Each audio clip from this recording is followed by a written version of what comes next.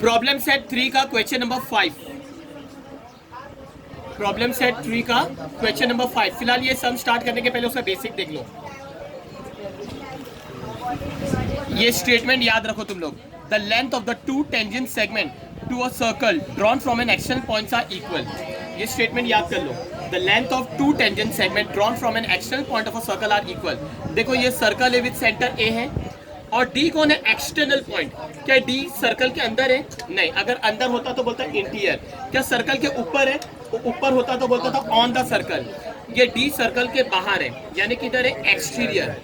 यानी ये D external point है। ये डी क्या है? External point. तो ये एक्सटर्नल पॉइंट से अगर मेरे को टेंजेंट बनाना है तो मैं कितने टेंजेंट बना सकता हूँ? ये देखो, ये एक और ये दो। और देखो ये टेंजेंट और ये टेंजेंट देखो सेम दिख रहा है। जितना बड़ा ये है उतना बड़ा ये है। डी की वैल्यू डीपी जितना बड़ा है उतना बड़ा डी क्यू है। डीपी जितना बड़ा है उतना बड़ा D Q. The length of two tangent segment to a circle drawn from an external points are equal. दोनों क्या रहेंगे? इक्वल। तो अच्छा, ये P कौन है? Point of contact. ये Q कौन है? Point of contact. हम लोग को पता है जो चाहे कितने भी सर्कल हो, अगर सर्कल के ऊपर से अगर टेंजेंट पास हो रहा है तो वो टेंजेंट सर्कल को एक पॉइंट के इधर से कट करके जा रहा है। वो पॉइंट को टच करके जा रहा है। वो पॉइंट क्या है? Point of contact. ये Q क्या है? Point of contact. और दोनों टेंजेंट क्या रहेंगे? इक्वल। दोनों टेंजेंट क्या रहेंगे? इक्वल। तो तुम लोग लिखेंगे segment DP is congruent to segment DQ। और रीजन क्या लिखेंगे मालूम? Tangent segment theorem. क्या लिखेंगे? याद रहेगा ना? ऐसे में tangent segment theorem. Tangent segment theorem. DP की वैल्यू जो रहेगी वो DQ की वैल्यू। कभी भी ऐसे टाइप का सम आएगा तो तुम लोग क्या करना मालूम? लेट। क्या लिखेंगे? लेट। इन लोग को अल्फाबेट दे देंगे। DP is equal to DQ is equal to X। DP is equal to DQ is equal to X। अगर ये X तो ये भी X। ओके। चलो, ये सर्कल विद सेंटर है O। Circle with centre O।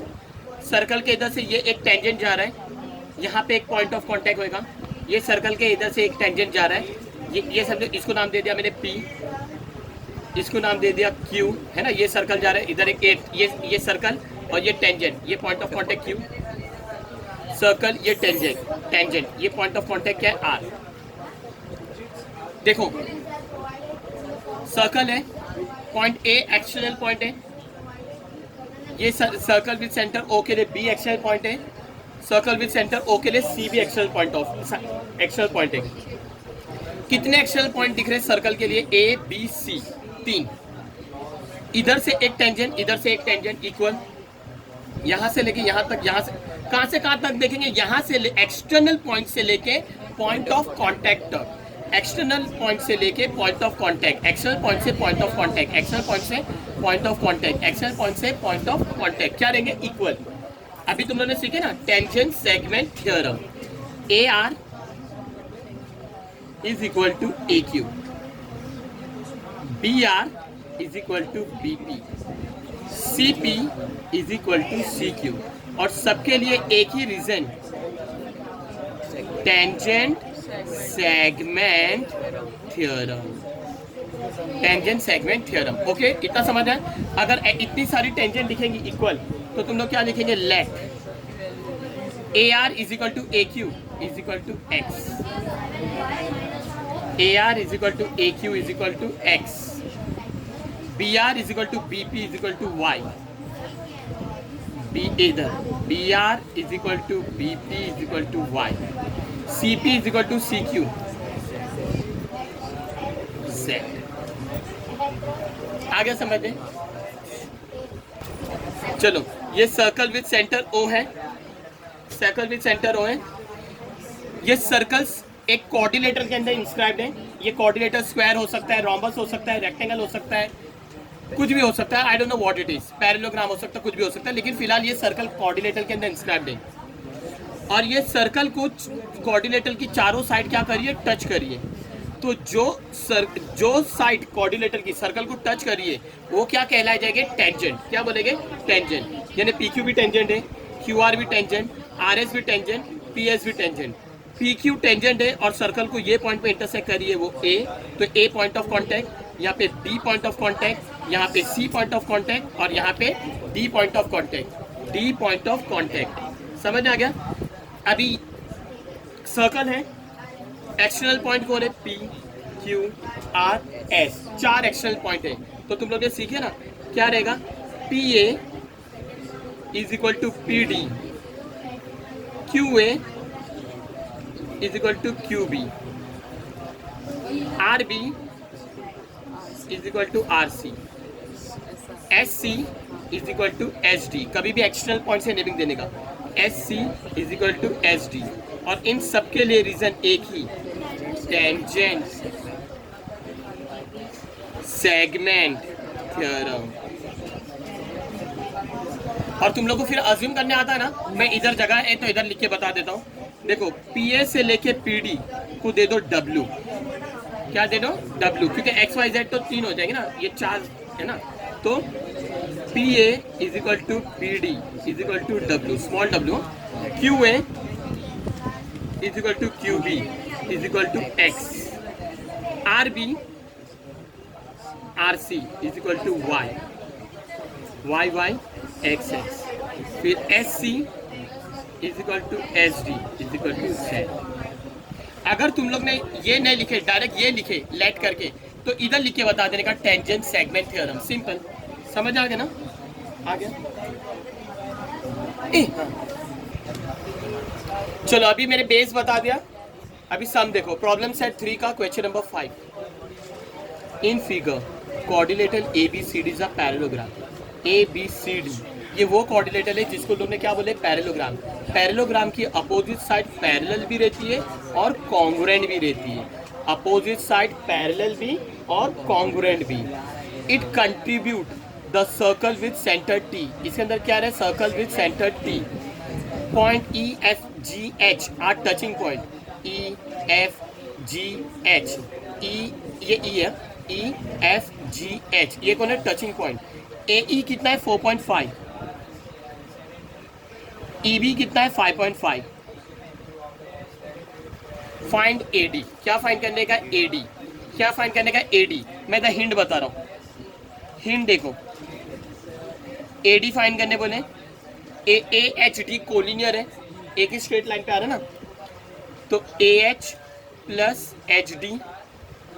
अगर ए ई 4.5, ए एच भी 4.5, ए ई 4.5, ए एच भी 4.5, तो ए डी जगह पे ए डी, ए एच क्या है? 4.5। यानी किसी भी तरीके से तुम्हारे को क्या फाइंड करने का? H D.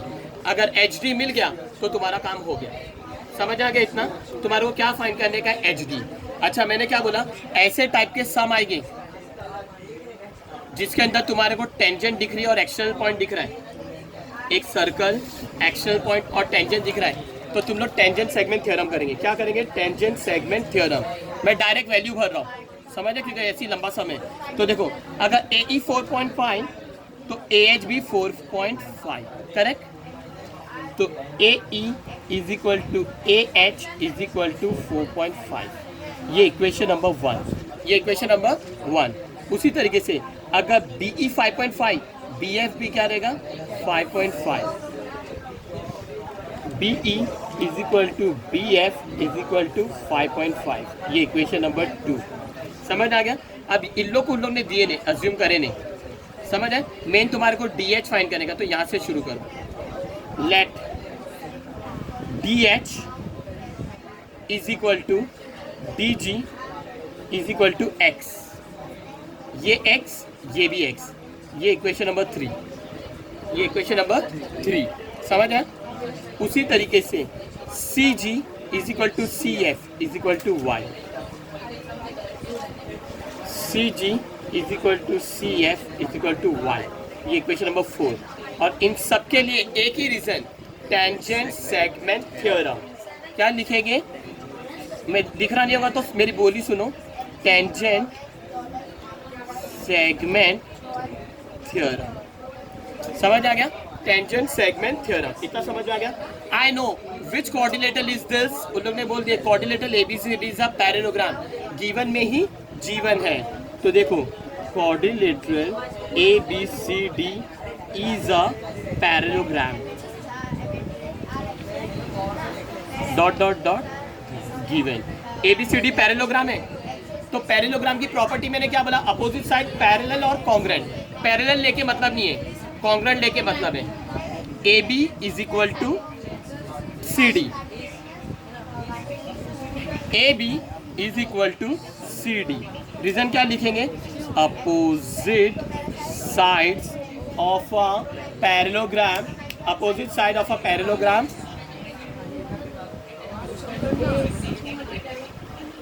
opposite side of a parallelogram are equal.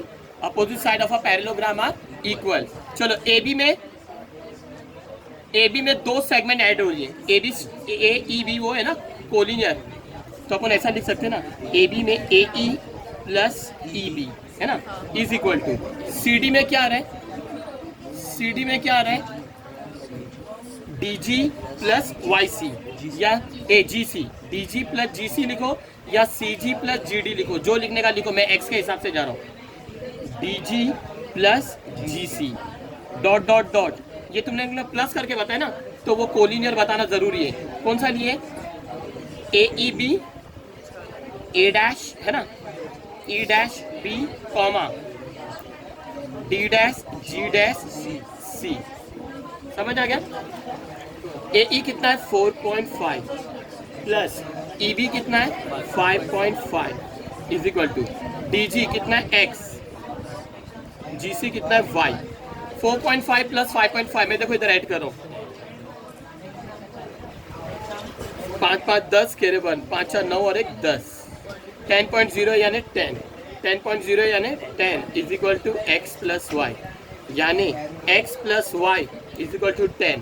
ये इक्वेशन नंबर 5. ये इक्वेशन नंबर 5. अभी तुमने ये अपोजिट साइड लिए ना, तुम्हारे को कैसे भी करके X चाहिए. अगर X मिल गया यानी DH मिल गया. DH मिल गया तो AD आराम से मिल जाएगा. अभी तुम लोग ये आमने सामने की साइड लेंगे. क्या है? AD is equal to BC. AD is equal to BC. Reason क्या लिखेंगे? Opposite sides of a parallelogram are equal.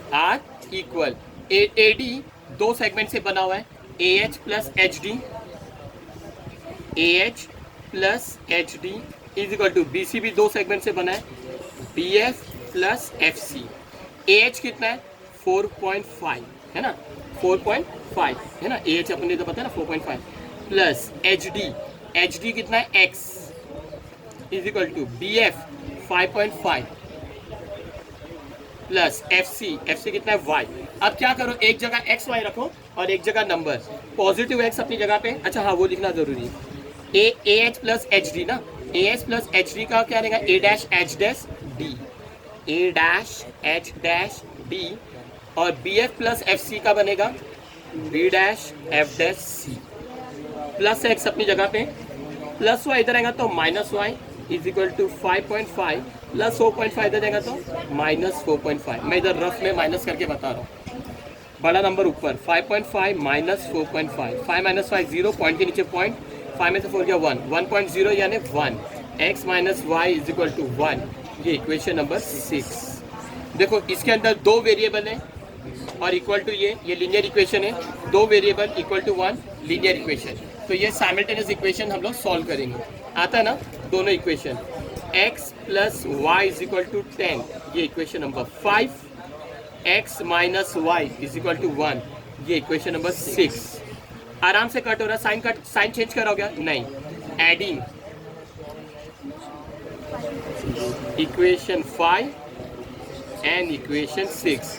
Plus Y minus Y cancel. ये plus X plus plus plus 1x 2x plus plus plus 10 plus 1 11. 10 plus 1 11. अच्छा क्या बचा? 2x is equal to 11 ना. मैं next page पे लिख के बता रहा हूँ. Therefore 2x is equal to 11. Therefore x is equal to 11 upon 2. Therefore x is equal to 11 का आधा 5.5. फिलहाल मैं डिवाइड करके बता रहा हूँ. देखो रफ में मैं इधर ही बता रहा हूँ. नीचे का नंबर यहाँ पे और 11 इधर. 2 5 10. 1 में से 0 गया 1. पॉइंट डालेंगे 0. 2 5 10, डायरेक्ट मत करो, लोग रफ वर्क बताओ। 5.5, एक्स की वैल्यू मिल गई 5.5। जैसी एक्स की वैल्यू मिली तो क्या एक्स है, DH और DG, DH और DG। इधर मैं बता रहा हूँ, देखो मैं यहाँ पे वैल्यू भर के बता रहा हूँ। यहाँ पे 4.5 था और यहाँ पे 5.5, ये 4.5 तो ये भी 4.5, ये 5.5 तो ये भी 5.5। मैंने DH बोला x, ये भी x, CG बोला y, ये भी y, है ना। मेरे को x मिल गया, यानी ये भी x है, ये भी x है। 5.5, 5.5। तो मेरे को क्वेश्चन में क्या फाइंड करने का था, फाइंड करने क्या बोले, फाइंड करने बोले AD, फाइंड क्या करने बोले AD। AD में AH पता है, HD पता नहीं था, HD क्या था x, और x मिल गया 5.5, तो हो गया ना। जो मेरा हिंट था, हिंट में मेरे को HD चाहिए था, HD मिल गया ना, फिनिश्ड। समझे ना। AD इज इक्वल टू, नहीं तुम्हारे को x मिल गया ना 5.5, तो x कौन है पहले बताओ। x है DH is equal to DG is equal to 5.5, है ना। DH is equal to DG is equal to 5.5। तो अब AD आराम से कर सकते ना तुम लोग। इक्वेशन भर देना, DH is equal to DG, DH DG कौन है, इक्वेशन 3 इधर लिख के बताओ। फ्रॉम 3, अच्छा मेन मेरे को फाइंड क्या करने का, AD है ना, AD फाइंड करने का ना। AD is equal to AH plus HD, क्योंकि AHD क्या है, कोलिनियर है, A dash H dash D। AD कितना है फाइंड करने का है, AH मेरा 4.5 प्लस HD कितना मिला 5.5। AD is equal to 4.5 plus 5.5, rough में ऐड करके बताओ। 4.5 प्लस 5.5, 5 5 10 कह रहे 1, 5 4 9 और एक 10 का 5 4 9 प्लस 1 10, पॉइंट के नीचे पॉइंट, 10.0 यानी 10। समझ आ गया, आंसर डॉट। उन लोग ने बोले फाइंड AD, तो AD इज इक्वल टू 10, कुछ भी मीटर सेंटीमीटर कुछ भी नहीं दिए, तो यूनिट्स। क्वेश्चन पढ़ने का मीटर सेंटीमीटर दिए कि नहीं। A very important question, question carry 3 marks in the board.